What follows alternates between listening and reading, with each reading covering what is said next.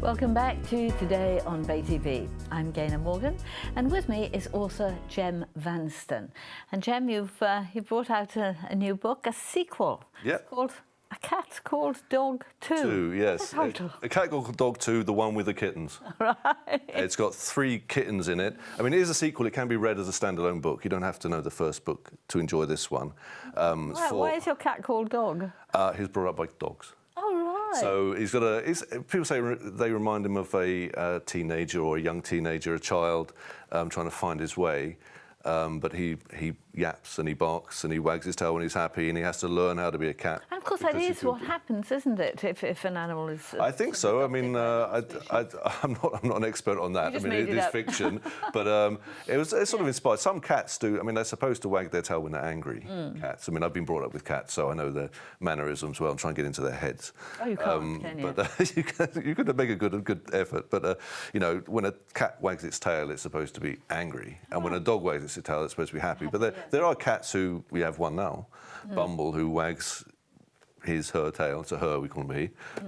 But wags the tail when she's happy. So is that in the book or in your home life? It's in home life, yes. It's a real cat. So cats do... do you ever spill over between the book and your home life? Yes, it's definitely. There's one cat here, Eric, who's at the front there, the stray, Cockney stray. Yeah. He's got a big bushy tail. I take that from our cat at home. Definitely. There's a cat that speaks with a French accent, although I don't mention nationalities in the book. This one is a little bit based on our cat Honey. She's very sort of wise and keeps a lot to herself. So how do we know that she speaks with a French accent? Well, I don't. This is getting curious. I don't mention nationalities or places or names in the books to be universal. No, you to don't. Make it universal. It's got a Welsh sort of feel, hasn't it? It says, "Ow!" yowled Eric. That hurt. That did. You can imagine anyone in Swansea saying that. It's set in Swansea and in Gower. I don't mention the names of Swansea and Gower, but it goes from my backyard in Uplands, basically. I suppose. Yes. Yeah. The French. Yeah, I mean, you can convey an accent. There are 2 Hollywood film star cats. Oh, yeah. One based on Christopher Walken, Christopher the Dancing Cat, who's a cat lover and a great cat lover and a good dancer. And Doris is a little bit based on Doris Day. But again, I don't say they're American cats. I don't even use the word Hollywood. Just convey it through their... I'm a former English teacher as well, so that helps. to do the accents, various accents, the Hollywood accent and the Cockney accent and things like that. Now, this is aimed for 7-year-olds, but grown-ups can enjoy. It's aimed... I would say it's... most of the fans are adults. You know, it's like a Disney film in that it appeals to adults and kids. I mean, the cover does look more like a children's book, and there are children. I know the youngest I know his grandfather reads it to a 6-year-old who really loves it. Yeah. I'd say the more able primary school. There we are. That's the one. Yeah. The more able primary school children could read it, I think. And somebody said to me in the most recent review that Dog himself is a bit like a young teenager, so it could appeal to teenagers. But yeah, it's very much the kind of book. I was listening today something about Wind and the Willows. It's a bit like that. It's because the animals have such character.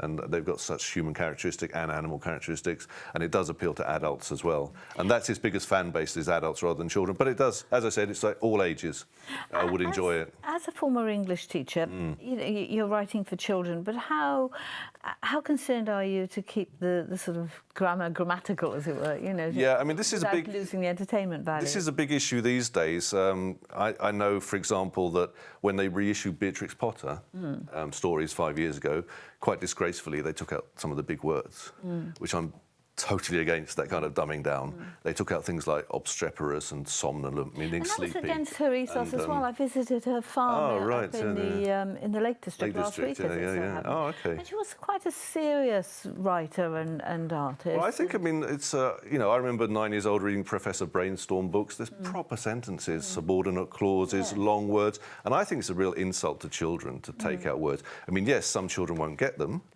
Some adults won't get them, and 20% of adults can't read and write very well, and 40% of adults can't count. So these are pretty bad things, but that doesn't mean you dumb everything down. I mean, I'm very much in favour of wising up. rather than dumbing down. And a word like obstreperous, which I deliberately put in this book because they took it out of Beatrix Potter.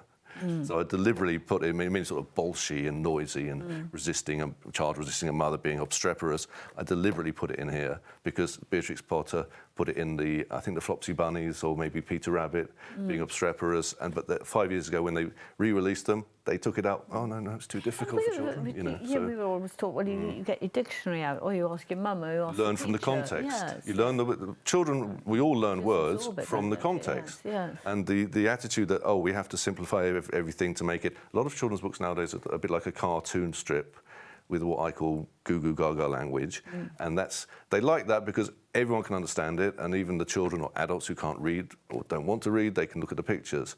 I mean, I sort of resist that. I mean, you see why they do it, to make more profits, because they've got a wider base of potential readers. But the attention span is shrinking.